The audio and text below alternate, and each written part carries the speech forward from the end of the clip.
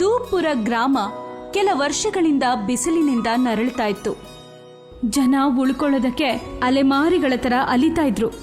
ಕೆರೆಗಳು ಬತ್ತು ಹೋಗಿದ್ವು. ಬಿರು ಬಿಸಿಲಿನಲ್ಲಿ ರತ್ನ ಅಜ್ಜಿ ಮುಖ್ಯನ ಮನೆಗೆ ಹೋಗ್ತಾಳೆ.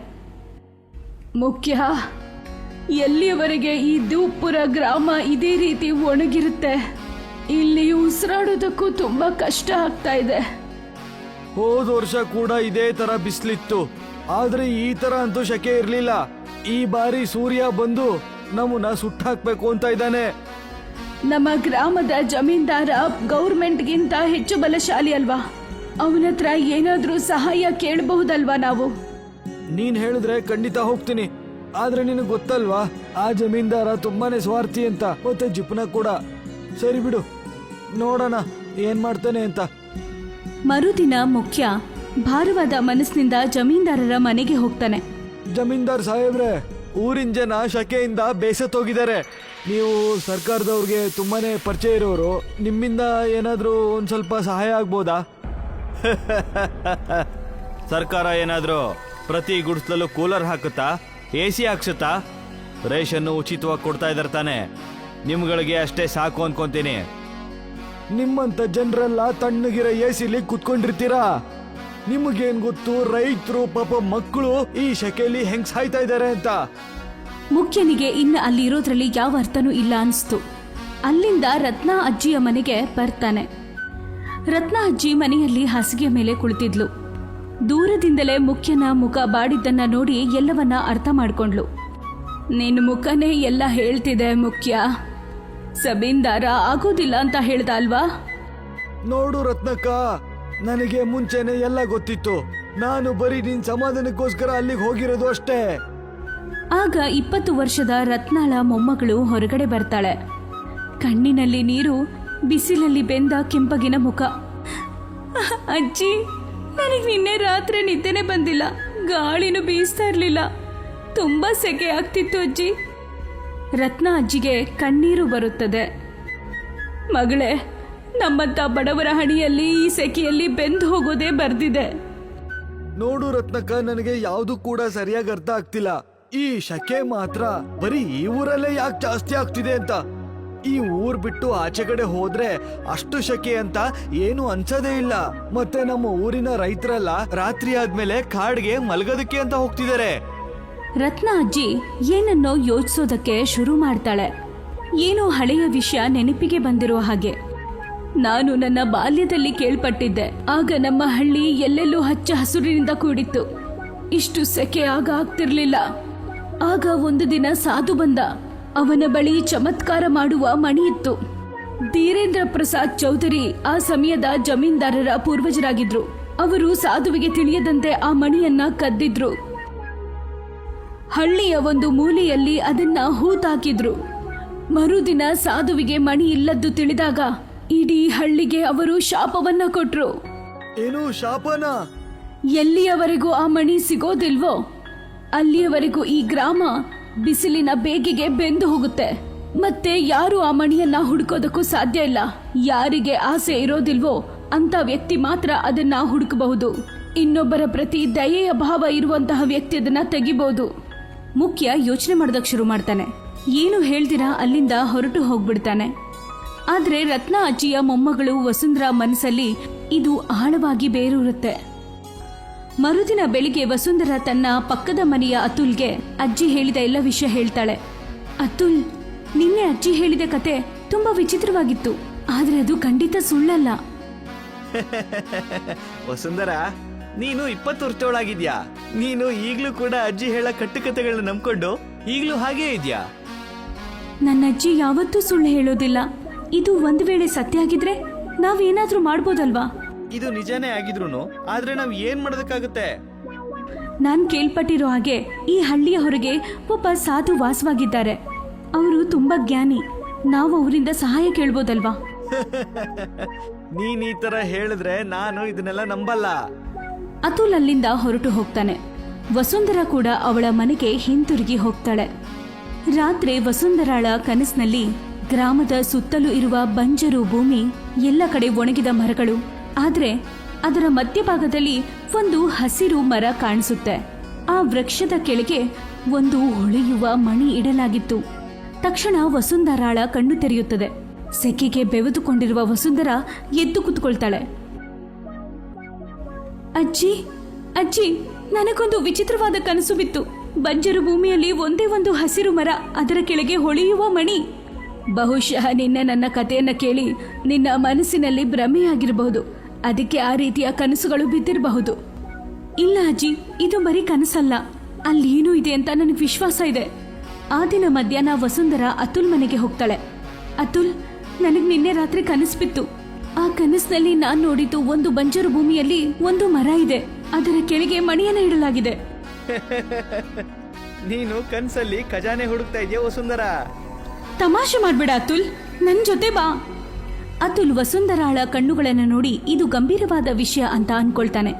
ನಂತರ ಅವಳ ಜೊತೆಗೆ ಹೋಗ್ತಾನೆ. ತುಂಬಾ ಸಮಯ ಹುಡುಕಿದ ನಂತರ ವಸುಂಧರ ತನ್ನ ಕನಸಿನಲ್ಲಿ ನೋಡಿರುವಂತಹ ಸುತ್ತಲೂ ಬಂಜರು ಭೂಮಿಯ ಮಧ್ಯದಲ್ಲಿ ಒಂದು ಹಸಿರು ವೃಕ್ಷ ಕಾಣಿಸುತ್ತೆ. ಇದು ನೀನ್ ಹೇಳ್ದಂಗೆ ನಿಜವಾಗ್ಲೂ ಇದು ಅದೇ ತರ ಇದೆ. ವಸುಂಧರ ಏನು ಹೇಳ್ದಿರಾ ಭೂಮಿಯನ್ನ ಅಗೆಯೋದಕ್ಕೆ ಶುರು ಮಾಡ್ತಾಳೆ. ಸ್ವಲ್ಪ ಹೊತ್ತಲ್ಲಿ ಕೊಡಲಿ ಯಾವುದೋ ಒಂದು ಗಟ್ಟಿ ವಸ್ತುವಿಗೆ ತಗುಲುತ್ತದೆ. ಮಣ್ಣು ಸರಿಸ್ತಾ ಇದ್ದ ಹಾಗೆ ಅಲ್ಲಿ ಒಂದು ಹೊಳೆಯುವ ಮುತ್ತು ಕಾಣಿಸುತ್ತದೆ. ವಸುಂಧರ ಅದನ್ನ ಮುಟ್ತಾ ಇದ್ದ ಹಾಗೆ ದೊಡ್ಡದಾಗಿ ಸಿಡಿಲು ಬಡಿದ ಹಾಗಾಗುತ್ತದೆ. ನೋಡ್ತಾ ಇದ್ದ ಹಾಗೆ ಭೂಮಿಯಿಂದ ಒಂದು ಈಗಲೂ ಸೃಷ್ಟಿಯಾಗುತ್ತದೆ. ಇದು ಹೆಂಗಾಯ್ತು? ಇಷ್ಟೊಂದಲ್ಲನಾ? ಇದು ಈಗಲೂ ಎಲ್ಲಿಂದ ಬಂತು? ಅತುಲ್ ಒಂದು ಈಗ್ಲುವಿನ ಒಳಗೆ ಹೋಗಿ ಆಶ್ಚರ್ಯಚಕಿತನಾಗ್ತಾನೆ. ಅದರ ಒಳಗೆ ಒಂದು ಚಿಕ್ಕದಾದ ಮನೆ ಇರುತ್ತದೆ. ಅಡಿಗೆ ಮಾಡುವ ಜಾಗ, ಪಾತ್ರೆಗಳು, ಬಾತ್ರೂಮು ಎಲ್ಲವೂ ಇರುತ್ತದೆ. ಇದು ನಿಜವಾಗ್ಲೂ ಜಾದೂನೆ, ಚಮತ್ಕಾರ. ನಾವ್ ಈಗಲೇ ಊರಿನ ಜನಕ್ಕೆಲ್ಲ ಹೇಳಬೇಕು. ಹಾ, ಖಂಡಿತವಾಗಿಯೂ ನಾವು ಹೇಳಲೇಬೇಕು. ವಸುಂಧರ ಮತ್ತೆ ಅತುಲ್ ಹಳ್ಳಿಗೆ ಹೋಗ್ತಾರೆ. ರತ್ನ ಅಜ್ಜಿ ಮತ್ತೆ ಮುಖ್ಯನ ಬಳಿ ಎಲ್ಲ ವಿಷಯವನ್ನ ಹೇಳ್ತಾರೆ. ಏನು ಅಷ್ಟೊಂದೆಲ್ಲ ಈಗಲೂನಾ? ಮತ್ತೆ ತಣ್ಣ ಗಾಳಿ ಬೀಸುತ್ತಾ? ನಡೀರಿ, ನಾವು ಕಣ್ಣಾರೆ ನೋಡ್ಬೇಕದನ್ನ. ಮುಖ್ಯ, ರತ್ನ ಅಜ್ಜಿ ಮತ್ತು ಹಳ್ಳಿಯ ಜನಗಳು ಅಲ್ಲಿಗೆ ಹೋಗ್ತಾರೆ. ದೊಡ್ಡದಾದ ಹೊಳೆಯುವ ಈಗ್ಲುವನ್ನ ನೋಡಿ ಎಲ್ಲಾ ಜನಗಳು ಆಶ್ಚರ್ಯಚಕಿತರಾಗ್ತಾರೆ. ಇದೊಂದು ಅದ್ಭುತನೇ. ಒಂದ್ ಇಗ್ಲು ಅಲ್ಲಿ ಒಂದು ಪರಿವಾರ ಆರಾಮಾಗಿರ್ಬೋದು. ಇದು ಯಾವುದೋ ಒಂದು ದೊಡ್ಡ ವರದಾನ ತರ ಇದೆ. ನಮ್ಮ ಇಡೀ ಹಳ್ಳಿಯಲ್ಲಿ ಇದೇ ರೀತಿ ಈಗ್ಲೂ ಇದ್ದಿದ್ರೆ ಯಾರು ಸೆಕೆಗೆ ಒದ್ದಾಡೋ ಸ್ಥಿತಿ ಇರ್ತಿರ್ಲಿಲ್ಲ. ಆಗ ಒಬ್ಬ ವೃದ್ಧ ಸಾಧು ಅಲ್ಲಿಗೆ ಬರ್ತಾರೆ. ಅವರ ಮುಖ ತುಂಬಾ ತೇಜಸ್ಸಿನಿಂದ ಕೂಡಿದ್ದು, ಅವರ ಕಣ್ಣುಗಳಲ್ಲಿ ರಹಸ್ಯವಿರುತ್ತದೆ. ನೋಡಮ್ಮ ವಸುಂಧರ, ನೀನು ತುಂಬಾ ನಿಯತ್ತಾಗಿರೋಳು. ಈಗ ಈ ಊರನ್ನ ಶಾಪಗ್ರಸ್ತ ಮಾಡೋದಕ್ಕೆ ನಾನ್ ತಯಾರಾಗಿದ್ದೀನಿ. ಗುರುಗಳೇ, ಹಾಗಾದ್ರೆ ನೀವೇನಾದ್ರು ವರ್ಷಗಳ ಹಿಂದೆ ಈ ಊರಿಗೆ ಶಾಪ ಕೊಟ್ಟಿದ್ದು? ಹೌದು, ಶಾಪದ ಜೊತೆ ಅದಕ್ಕೊಂದು ಪರಿಹಾರ ಕೂಡ ಬಿಟ್ಟಿದ್ದೆ. ಈ ಮಣಿ, ಇದನ್ನ ನಿರ್ದೋಷಿ ಮತ್ತೆ ನಿಷ್ಠಾವಂತ ವ್ಯಕ್ತಿ ಮಾತ್ರ ಎತ್ತದಕ್ಕಾಗದು. ನೀವು ಮತ್ತೆ ಊರಿನ ಜನರೆಲ್ಲ ಸೇರಿ ಒಂದೊಂದು ದಿಕ್ಕಲ್ಲೂ ತೋಡ್ಬೇಕಾಗತ್ತೆ, ಮತ್ತೆ ಒಂದೊಂದು ಜಾಗದಲ್ಲೂ ಕೂಡ ಇದನ್ನ ಇಡಬೇಕಾಗತ್ತೆ. ಆಗ ಇಲ್ಲಿನ ಊರಿನ ಜನ ಬಿಸಿಲಿಂದ ಶಾಪ ಮುಕ್ತಿಯಾಗತ್ತೆ. ಗ್ರಾಮಸ್ಥರು ಎಲ್ಲರೂ ಸೇರಿ ಕೆಲಸವನ್ನ ಮಾಡ್ತಿದ್ರು. ಮುದುಕರು, ಮಕ್ಕಳು ಎಲ್ಲರೂ ಸೇರಿ ಮಣ್ಣನ್ನ ಅಗೆಯೋದಕ್ಕೆ ಶುರು ಮಾಡಿದ್ರು. ಎಲ್ಲ ಕಡೆ ವಸುಂಧರ ಆ ಮಣಿಯನ್ನ ಇಡ್ತಾ ಇದ್ಲು. ಆ ಮಣಿ ಭೂಮಿಯನ್ನ ಸ್ಪರ್ಶಿಸ್ತಿದ್ದ ಹಾಗೆ ಅಲ್ಲಲ್ಲಿ ದೊಡ್ಡದಾದ ಈಗ್ಲೂ ಸೃಷ್ಟಿಯಾಗ್ತಾ ಇತ್ತು. ನೋಡ್ತಾ ಇದ್ದ ಹಾಗೆ ಬೃಹದಾಕಾರದ ಬಿಳಿಯ ಈಗ್ಲುಗಳು ಇಡೀ ಹಳ್ಳಿಯನ್ನ ತುಂಬಿತ್ತು. ಜಮೀನ್ದಾರರಿಗೆ ಈ ವಿಷಯ ತಿಳಿತಾ ಇದ್ದ ಹಾಗೆ ತಕ್ಷಣ ಅವರಲ್ಲಿಗೆ ಬರ್ತಾರೆ. ಈ ಮಣಿನ ನಮ್ಮ ಪೂರ್ವಜರು ಕದ್ದಿದ್ದು, ಅದಕ್ಕಾಗಿ ಇದು ನಂದು, ಮತ್ತೆ ಇದು ಎಲ್ಲವೂ ಕೂಡ ನಂದೇನೆ. ಜಮೀನ್ದಾರ ವಸುಂಧರಾಳ ಕೈಯಿಂದ ಆ ಮಣಿಯನ್ನ ಕಿತ್ಕೊಳ್ತಿದ್ದ ಹಾಗೆ ತಕ್ಷಣ ಸಾಧು ಅಲ್ಲಿ ಪ್ರಕಟವಾಗ್ತಾರೆ. ನೀನು ಅವನೇ ಅಲ್ವಾ? ನಿಮ್ಮ ಪೂರ್ವಜರಿಂದ ಈ ಊರು ಶಾಪಗ್ರಸ್ತವಾಗಿದ್ದು. ನೀನು ಕೂಡ ನಿಮ್ಮ ಪೂರ್ವಜರ ತರನೇ ದುಷ್ಟ. ನಿನಗೆ ನಿನ್ನ ಕರ್ಮದ ಫಲ ಸಿಗುತ್ತೆ. ತಕ್ಷಣ ಜಮೀನ್ದಾರ ಕಿರ್ಚೋದಕ್ಕೆ ಶುರು ಮಾಡ್ತಾನೆ. ಅವನ ಶರೀರದಿಂದ ಹೊಗೆ ಬರುತ್ತದೆ. ಅವನ ಬಟ್ಟೆ ಬೆವರಿನಿಂದ ನೆಂದು ಹೋಗುತ್ತೆ. ಮಣಿ ಅವನ ಕೈಯಿಂದ ಬಿದ್ದು ಹೋಗುತ್ತದೆ. ಈಗ ನಿನಗೆ ಜೀವನ ಪೂರ್ತಿ ಶಕೆ ಆಗುತ್ತೆ. ನೀನು ಐಸಲ್ಲಿದ್ರೂ ಕೂಡ ಮತ್ತೆ ನೀರಿನಲ್ಲಿದ್ರೂ ಕೂಡ ನಿನಗಿರುವ ಲೋಭಕ್ಕೆ ಬೆಂಕಿ ಇದು. ಸಾಧು ಮಣಿಯನ್ನ ಎತ್ಕೊಂಡು ವಸುಂಧರಾಳ ಕೈಗೆ ಕೊಡ್ತಾರೆ. ಆಮೇಲೆ ಮುಗುಳ್ನಗುತ್ತಾ, ಮಗಳೇ, ಈಗ ಈ ಮಣಿ ನಿನ್ನ ಹತ್ರ ಸುರಕ್ಷಿತವಾಗಿರುತ್ತೆ. ಈ ಹುಡುಗಿ ಎಲ್ಲರನ್ನ ರಕ್ಷಣೆ ಮಾಡ್ತಾಳೆ. ಈಗಿದು ಧೂಪಪುರ ಆಗಿಲ್ಲ ಮಹಾರಾಜರೇ, ಈಗ ಇದು ಇಗ್ಲೂಪುರ. ಸಾಧು ಅಲ್ಲಿಂದ ಮಾಯವಾಗಿ ಬಿಡ್ತಾರೆ. ಇನ್ನು ಯಾವ ಮಗುನೂ ಸೆಕೆಗೆ ಅಳಲ್ಲ, ಯಾವ ಮುದುಕರು ಕೂಡ ಬಿಸಿಲಿಗೆ ಒತ್ತಾಡೋದಿಲ್ಲ. ಈಗ್ಲೂ ನಮ್ಮ ಭಾಗ್ಯದ ಬಾಗಿಲು, ಈಗ್ಲೂ ನಮ್ಮ ಹಣೆಬರವನ್ನೇ ಬದಲಾಯಿಸಿಬಿಟ್ಟಿದೆ. ಸ್ವಲ್ಪ ಸಮಯದ ನಂತರ ಗ್ರಾಮದಲ್ಲೆಲ್ಲ ತಂಪಾದ ವಾತಾವರಣ ಹರಡಿತ್ತು. ಈಗ ಇಗ್ಲೂಪುರ ಬರೀ ಹಳ್ಳಿ ಅಲ್ಲ, ಕನಸು, ನ್ಯಾಯದ ಸಂಕೇತವಾಗಿರುವ ಒಂದು ಗ್ರಾಮವಾಗಿತ್ತು. ಸಂಗಮ್ ನಗರ್ ಅನ್ನೋ ಹೆಸರಿನ ಒಂದು ಹಳ್ಳಿ ಇತ್ತು. ಅದು ಅಡ್ಗೆಗೆ ತುಂಬಾ ಫೇಮಸ್ ಆಗಿತ್ತು. ದೂರ ದೂರದಿಂದ ಜನಗಳು ಸಂಗಮ್ ನಗರಕ್ಕೆ ಊಟಕ್ಕೋಸ್ಕರ ಬರ್ತಿದ್ರು. ಸಂಗಮ್ ನಗರ ಮಾರ್ಕೆಟ್ ಅಲ್ಲಿರೋ ಎಲ್ಲಾ ಅಂಗಡಿಗಳು ಊಟದ ಹೋಟೆಲ್ಲೇ ಆಗಿದ್ವು. ಕೆಲವೊಂದು dhaba, idli centre, Chinese restaurant, biryani centre, ಪ್ರತಿಯೊಬ್ರು ತಮ್ಮ ಹೋಟೆಲ್ ನಡೆಸೋದ್ರಲ್ಲಿ ಖುಷಿಯಾಗಿದ್ರು. ಏ ಸ್ವಾಮಿ, ಹೇಗ್ ನಡೀತಾ ಇದೆ ಎಲ್ಲ ಚೆನ್ನಾಗ್ ನಡೀತಿದೆ. ಬೆಳಗ್ಗೆ ಅಂಗಡಿ ತೆಗಿತಿರಂಗೆ ಕಸ್ಟಮರ್ಸು ಬಿಟ್ಬಿಡ್ತಾರೆ. ಅಯ್ಯೋ ಒಳ್ಳೇದು, ನನ್ನ ಡಾಬಾ ಕೂಡ ಚೆನ್ನಾಗ್ ನಡೀತಿದೆ. ಮಧ್ಯಾಹ್ನ ಊಟಕ್ಕೆ ಮತ್ತೆ ರಾತ್ರಿ ಊಟಕ್ಕೆ ತುಂಬಾ ಜನ ಕಸ್ಟಮರ್ ಬರ್ತಾರೆ. ನನ್ನ ಚೈನೀಸ್ ಕಾರ್ನರ್ ಅಂತೂ ಬರೀ ರಾತ್ರಿ ಹೊತ್ತು ನಡೆಯುತ್ತೆ. ಅದೇನೋ ಸರಿ, ಆದ್ರೆ ನಿನ್ನ ಅಂಗಡಿ ಹತ್ರ ಜಾಸ್ತಿ ಜನ ಬರ್ತಾರೆ.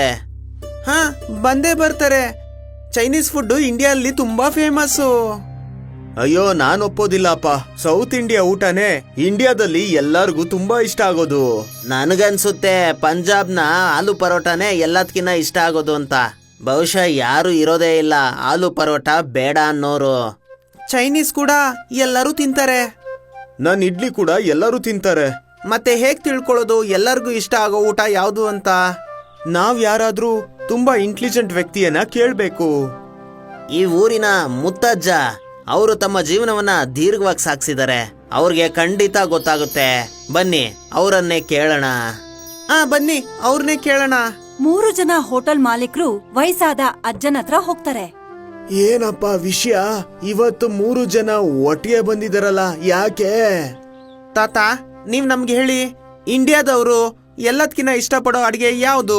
ಪಂಜಾಬಿ, ಸೌತ್ ಇಂಡಿಯನ್ ಇಲ್ಲ ಚೈನೀಸಾ? ಅಯ್ಯೋ, ಇದಂತೂ ತುಂಬಾ ಕಠಿಣವಾದ ಪ್ರಶ್ನೆ.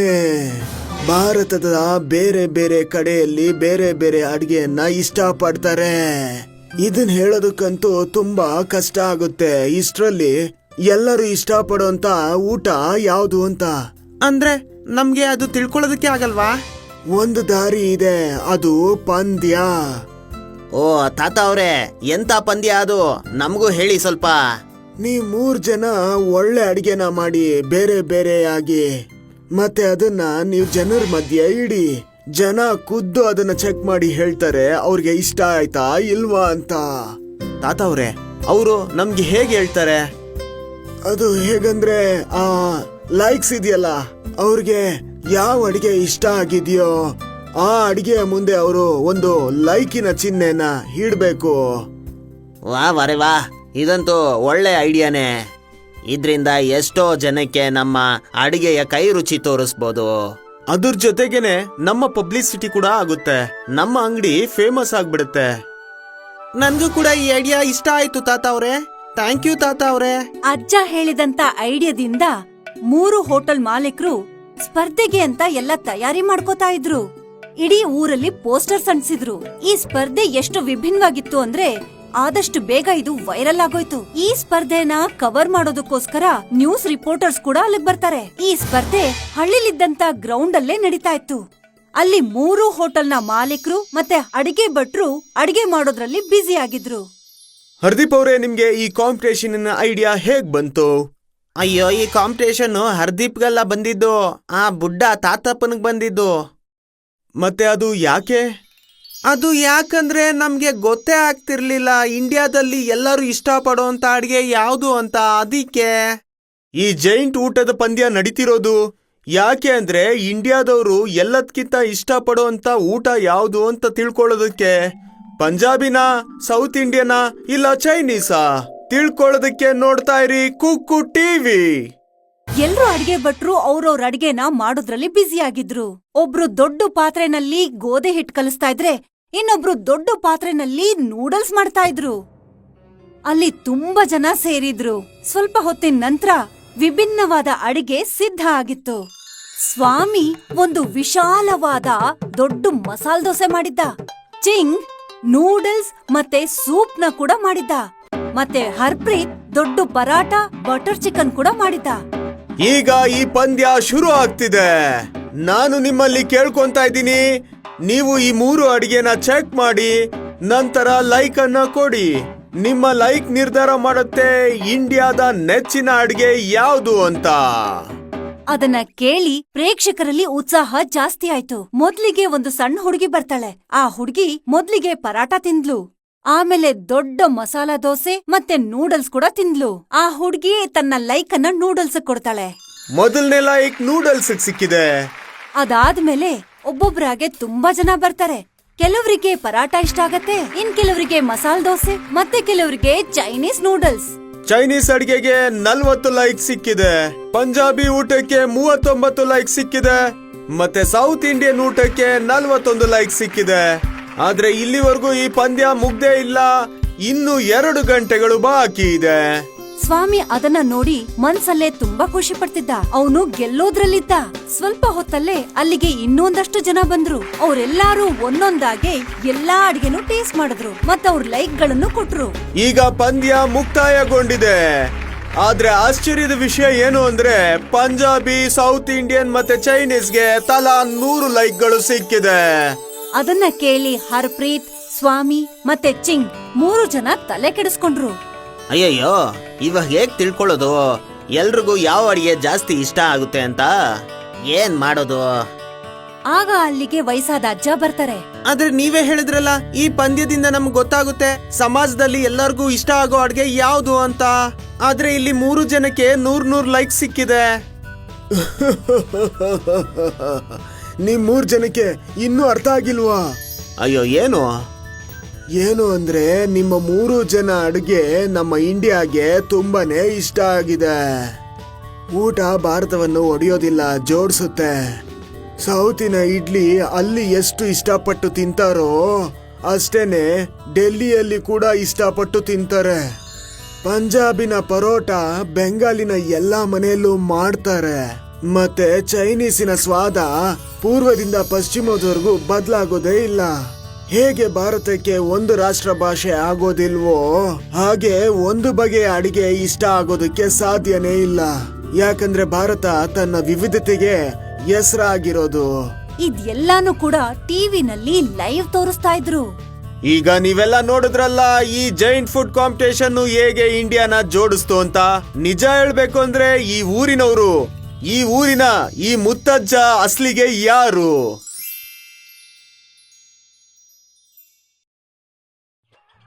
ಸಂಗಮ್ ನಗರ್ ಅನ್ನೋ ಹೆಸರಿನ ಒಂದು ಹಳ್ಳಿ ಇತ್ತು. ಅದು ಅಡ್ಗೆಗೆ ತುಂಬಾ ಫೇಮಸ್ ಆಗಿತ್ತು. ದೂರ ದೂರದಿಂದ ಜನಗಳು ಸಂಗಮ್ ನಗರಕ್ಕೆ ಊಟಕ್ಕೋಸ್ಕರ ಬರ್ತಿದ್ರು. ಸಂಗಮ್ ನಗರ ಮಾರ್ಕೆಟ್ ಅಲ್ಲಿರೋ ಎಲ್ಲಾ ಅಂಗಡಿಗಳು ಊಟದ ಹೋಟೆಲ್ಲೇ ಆಗಿದ್ವು. ಕೆಲವೊಂದು dhaba, idli centre, Chinese restaurant, biryani centre, ಪ್ರತಿಯೊಬ್ರು ತಮ್ಮ ಹೋಟೆಲ್ ನಡೆಸೋದ್ರಲ್ಲಿ ಖುಷಿಯಾಗಿದ್ರು. ಏ ಸ್ವಾಮಿ, ಹೇಗ್ ನಡೀತಾ ಇದೆ? ಎಲ್ಲ ಚೆನ್ನಾಗ್ ನಡೀತಿದೆ. ಬೆಳಗ್ಗೆ ಅಂಗಡಿ ತೆಗಿತಿರಂಗೆ ಕಸ್ಟಮರ್ಸು ಬಿಟ್ಬಿಡ್ತಾರೆ. ಅಯ್ಯೋ ಒಳ್ಳೇದು, ನನ್ನ ಡಾಬಾ ಕೂಡ ಚೆನ್ನಾಗ್ ನಡೀತಿದೆ. ಮಧ್ಯಾಹ್ನ ಊಟಕ್ಕೆ ಮತ್ತೆ ರಾತ್ರಿ ಊಟಕ್ಕೆ ತುಂಬಾ ಜನ ಕಸ್ಟಮರ್ ಬರ್ತಾರೆ. ನನ್ನ ಚೈನೀಸ್ ಕಾರ್ನರ್ ಅಂತೂ ಬರೀ ರಾತ್ರಿ ಹೊತ್ತು ನಡೆಯುತ್ತೆ. ಅದೇನೋ ಸರಿ, ಆದ್ರೆ ನಿನ್ನ ಅಂಗಡಿ ಹತ್ರ ಜಾಸ್ತಿ ಜನ ಬರ್ತಾರೆ. ಹಾ, ಬಂದೇ ಬರ್ತಾರೆ. ಚೈನೀಸ್ ಫುಡ್ ಇಂಡಿಯಾದಲ್ಲಿ ತುಂಬಾ ಫೇಮಸ್ಸು. ಅಯ್ಯೋ, ನಾನು ಒಪ್ಪೋದಿಲ್ಲಪ್ಪ. ಸೌತ್ ಇಂಡಿಯಾ ಊಟನೇ ಇಂಡಿಯಾದಲ್ಲಿ ಎಲ್ಲರಿಗೂ ತುಂಬಾ ಇಷ್ಟ ಆಗೋದು. ನನಗನ್ಸುತ್ತೆ ಪಂಜಾಬ್ನ ಆಲೂ ಪರೋಟಾನೇ ಎಲ್ಲದಕ್ಕಿಂತ ಇಷ್ಟ ಆಗೋದು ಅಂತ. ಬಹುಶಃ ಯಾರು ಇರೋದೇ ಇಲ್ಲ ಆಲೂ ಪರೋಟ ಬೇಡ ಅನ್ನೋರು. ಚೈನೀಸ್ ಕೂಡ ಎಲ್ಲರೂ ತಿಂತಾರೆ. ನನ್ನ ಇಡ್ಲಿ ಕೂಡ ಎಲ್ಲರೂ ತಿಂತಾರೆ. ಮತ್ತೆ ಹೇಗ್ ತಿಳ್ಕೊಳ್ಳೋದು ಎಲ್ಲರಿಗೂ ಇಷ್ಟ ಆಗೋ ಊಟ ಯಾವುದು ಅಂತ? ನಾವ್ ಯಾರಾದ್ರೂ ತುಂಬಾ ಇಂಟೆಲಿಜೆಂಟ್ ವ್ಯಕ್ತಿಯನ್ನ ಕೇಳ್ಬೇಕು. ಈ ಊರಿನ ಮುತ್ತಜ್ಜ ಅವರು ತಮ್ಮ ಜೀವನವನ್ನ ದೀರ್ಘವಾಗಿ ಸಾಗಿಸಿದ್ದಾರೆ. ಅವ್ರಿಗೆ ಖಂಡಿತ ಗೊತ್ತಾಗುತ್ತೆ. ಬನ್ನಿ ಅವರನ್ನೇ ಕೇಳೋಣ. ಬನ್ನಿ ಅವ್ರನ್ನೇ ಕೇಳೋಣ.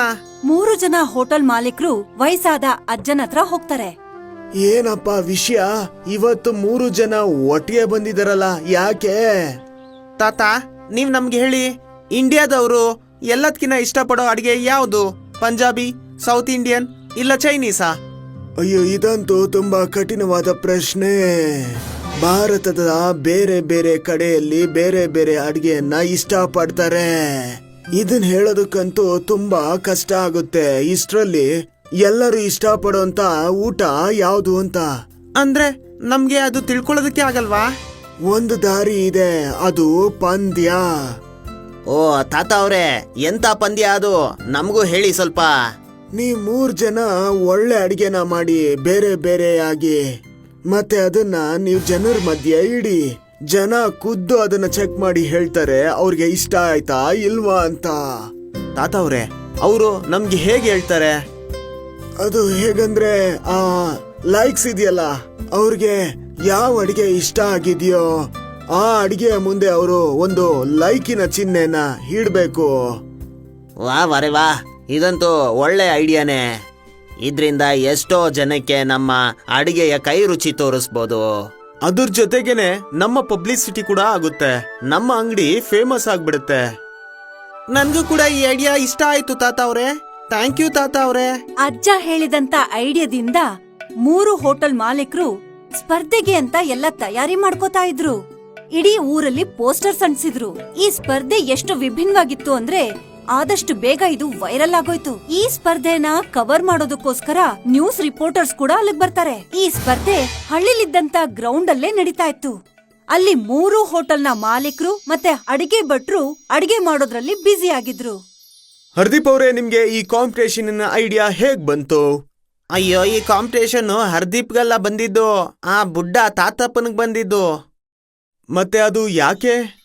ಅದು ಯಾಕಂದ್ರೆ ನಮ್ಗೆ ಗೊತ್ತೇ ಆಗ್ತಿರ್ಲಿಲ್ಲ ಇಂಡಿಯಾದಲ್ಲಿ ಎಲ್ಲರೂ ಇಷ್ಟಪಡೋಂತ ಅಡಿಗೆ ಯಾವುದು ಅಂತ. ಅದಕ್ಕೆ ಈ ಜೈಂಟ್ ಊಟದ ಪಂದ್ಯ ನಡೀತಿರೋದು ಯಾಕೆ ಅಂದ್ರೆ ಇಂಡಿಯಾದವರು ಎಲ್ಲದಕ್ಕಿಂತ ಇಷ್ಟಪಡುವಂತ ಊಟ ಯಾವುದು ಅಂತ ತಿಳ್ಕೊಳ್ಳೋದಕ್ಕೆ. ಪಂಜಾಬಿನ, ಸೌತ್ ಇಂಡಿಯನಾ ಇಲ್ಲ ಚೈನೀಸಾ ತಿಳ್ಕೊಳ್ಳೋದಕ್ಕೆ ನೋಡ್ತಾ ಇರಿ ಕುಕ್ಕು ಟಿವಿ. ಎಲ್ರೂ ಅಡ್ಗೆ ಭಟ್ರು ಅವ್ರವ್ರ ಅಡ್ಗೆನ ಮಾಡೋದ್ರಲ್ಲಿ ಬ್ಯುಸಿ ಆಗಿದ್ರು. ಒಬ್ರು ದೊಡ್ಡ ಪಾತ್ರೆನಲ್ಲಿ ಗೋಧಿ ಹಿಟ್ ಕಲಿಸ್ತಾ ಇದ್ರೆ ಇನ್ನೊಬ್ರು ದೊಡ್ಡ ಪಾತ್ರೆನಲ್ಲಿ ನೂಡಲ್ಸ್ ಮಾಡ್ತಾ ಇದ್ರು. ಅಲ್ಲಿ ತುಂಬಾ ಜನ ಸೇರಿದ್ರು. ಸ್ವಲ್ಪ ಹೊತ್ತಿನ ನಂತರ ವಿಭಿನ್ನವಾದ ಅಡಿಗೆ ಸಿದ್ಧ ಆಗಿತ್ತು. ಸ್ವಾಮಿ ಒಂದು ವಿಶಾಲವಾದ ದೊಡ್ಡ ಮಸಾಲ್ ದೋಸೆ ಮಾಡಿದ್ದ. ಚಿಂಗ್ ನೂಡಲ್ಸ್ ಮತ್ತೆ ಸೂಪ್ ನ ಕೂಡ ಮಾಡಿದ್ದ. ಮತ್ತೆ ಹರ್ಪ್ರೀತ್ ದೊಡ್ಡ ಪರಾಟ, ಬಟರ್ ಚಿಕನ್ ಕೂಡ ಮಾಡಿದ್ದ. ಈಗ ಈ ಪಂದ್ಯ ಶುರು ಆಗ್ತಿದೆ. ನಾನು ನಿಮ್ಮಲ್ಲಿ ಕೇಳ್ಕೊಂತಾ ಇದ್ದೀನಿ, ನೀವು ಈ 3 ಅಡಿಗೆನ ಚೆಕ್ ಮಾಡಿ ನಂತರ ಲೈಕ್ ಅನ್ನ ಕೊಡಿ. ನಿಮ್ಮ ಲೈಕ್ ನಿರ್ಧಾರ ಮಾಡುತ್ತೆ ಇಂಡಿಯಾದ ನೆಚ್ಚಿನ ಅಡಿಗೆ ಯಾವುದು ಅಂತ. ಅದನ್ನ ಕೇಳಿ ಪ್ರೇಕ್ಷಕರಲ್ಲಿ ಉತ್ಸಾಹ ಜಾಸ್ತಿ ಆಯ್ತು. ಮೊದ್ಲಿಗೆ ಒಂದು ಸಣ್ಣ ಹುಡುಗಿ ಬರ್ತಾಳೆ. ಆ ಹುಡುಗಿ ಮೊದ್ಲಿಗೆ ಪರಾಟ ತಿಂದ್ಲು.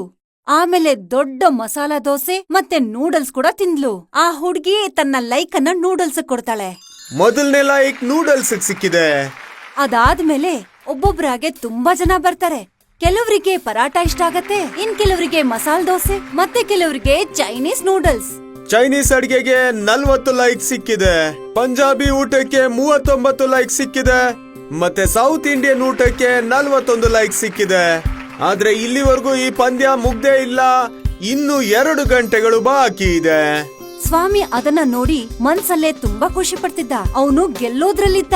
ಸ್ವಲ್ಪ ಹೊತ್ತಲ್ಲೇ ಅಲ್ಲಿಗೆ ಇನ್ನೊಂದಷ್ಟು ಜನ ಬಂದ್ರು. ಅವರೆಲ್ಲಾರು ಒಂದೊಂದಾಗೆ ಎಲ್ಲಾ ಅಡಿಗೆನು ಟೇಸ್ಟ್ ಮಾಡಿದ್ರು ಮತ್ತೆ ಅವ್ರ ಲೈಕ್ ಗಳನ್ನು ಕೊಟ್ರು. ಈಗ ಪಂದ್ಯ ಮುಕ್ತಾಯಗೊಂಡಿದೆ.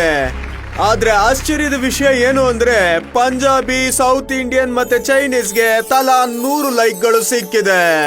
ಅದನ್ನ ಕೇಳಿ ಹರ್ಪ್ರೀತ್, ಸ್ವಾಮಿ ಮತ್ತೆ ಚಿಂಗ್ 3 ಜನ ತಲೆ ಕೆಡಿಸ್ಕೊಂಡ್ರು.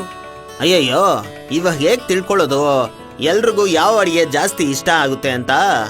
ಏನ್ ಮಾಡೋದು? ಆಗ ಅಲ್ಲಿಗೆ ವಯಸ್ಸಾದ ಅಜ್ಜ ಬರ್ತಾರೆ. ಆದ್ರೆ ನೀವೇ ಹೇಳಿದ್ರಲ್ಲ, ಈ ಪಂದ್ಯದಿಂದ ನಮ್ಗೆ ಗೊತ್ತಾಗುತ್ತೆ ಸಮಾಜದಲ್ಲಿ ಎಲ್ಲರಿಗೂ ಇಷ್ಟ ಆಗೋ ಅಡ್ಗೆ ಯಾವುದು ಅಂತ. ಆದ್ರೆ ಇಲ್ಲಿ 3 ಜನಕ್ಕೆ 100 ಲೈಕ್ ಸಿಕ್ಕಿದೆ. ನಿಮ್ 3 ಜನಕ್ಕೆ ಇನ್ನೂ ಅರ್ಥ ಆಗಿಲ್ವಾ? ಅಯ್ಯೋ, ಏನು ಅಂದ್ರೆ ನಿಮ್ಮ 3 ಜನ ಅಡುಗೆ ನಮ್ಮ ಇಂಡಿಯಾಗೆ ತುಂಬಾನೇ ಇಷ್ಟ ಆಗಿದೆ. ಊಟ ಭಾರತವನ್ನು ಒಡೆಯೋದಿಲ್ಲ, ಜೋಡಿಸುತ್ತೆ. ಸೌತಿನ ಇಡ್ಲಿ ಅಲ್ಲಿ ಎಷ್ಟು ಇಷ್ಟಪಟ್ಟು ತಿಂತಾರೋ ಅಷ್ಟೇನೆ ಡೆಲ್ಲಿಯಲ್ಲಿ ಕೂಡ ಇಷ್ಟಪಟ್ಟು ತಿಂತಾರೆ. ಪಂಜಾಬಿನ ಪರೋಟ ಬೆಂಗಾಲಿನ ಎಲ್ಲಾ ಮನೆಯಲ್ಲೂ ಮಾಡ್ತಾರೆ. ಮತ್ತೆ ಚೈನೀಸಿನ ಸ್ವಾದ ಪೂರ್ವದಿಂದ ಪಶ್ಚಿಮದವರೆಗೂ ಬದಲಾಗೋದೇ ಇಲ್ಲ. ಹೇಗೆ ಭಾರತಕ್ಕೆ ಒಂದು ರಾಷ್ಟ್ರ ಭಾಷೆ ಆಗೋದಿಲ್ವೋ ಹಾಗೆ ಒಂದು ಬಗೆಯ ಅಡಿಗೆ ಇಷ್ಟ ಆಗೋದಕ್ಕೆ ಸಾಧ್ಯನೇ ಇಲ್ಲ. ಯಾಕಂದ್ರೆ ಭಾರತ ತನ್ನ ವಿವಿಧತೆಗೆ ಹೆಸರಾಗಿರೋದು. ಇದೆಲ್ಲಾನು ಕೂಡ ಟಿವಿನಲ್ಲಿ ಲೈವ್ ತೋರಿಸ್ತಾ ಇದ್ರು. ಈಗ ನೀವೆಲ್ಲ ನೋಡಿದ್ರಲ್ಲ ಈ ಜೈಂಟ್ ಫುಡ್ ಕಾಂಪಿಟೇಷನ್ ಹೇಗೆ ಇಂಡಿಯಾನ ಜೋಡಿಸ್ತು ಅಂತ. ನಿಜ ಹೇಳ್ಬೇಕು ಅಂದ್ರೆ ಈ ಊರಿನವರು, ಈ ಊರಿನ ಈ ಮುತ್ತಜ್ಜ ಅಸ್ಲಿಗೆ ಯಾರು?